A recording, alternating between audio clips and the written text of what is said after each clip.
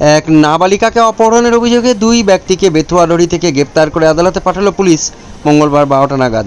ঘটনাটি ঘটেছে গত 22/6/2025 তারিখে। নাকাশিপাড়ার এক নাবালিকা মেয়ে তার বাড়ি থেকে বেরিয়ে আর ঘরে ফিরে আসেনি। বিভিন্ন স্থানে খোঁজাখুঁজি করেন তার পরিবার। পরে জানতে পারেন যে বেথুয়াডাঁড়ি স্ট্যাচুর মোড়ের এক যুবক তার পরিবারের সহায়তায় ওই নাবালিকাকে অপহরণ করে রেখেছে। 23/6/2025 তারিখে নাবালিকার পরিবারের তরফ থেকে নাকাশিপাড়া থানায় একটি লিখিত অভিযোগ দায়ের করা হয়। 24/6/2025 তারিখে গোপন সূত্রে খবর পেয়ে বেথুয়াডাঁড়ি বাসস্ট্যান্ড থেকে দুইজন অভিযুক্তকে গ্রেপ্তার করেন নাকাশিপাড়া থানার পুলিশ। আজ তাদের কৃষ্ণনগর আদালতে পাঠানো হলো।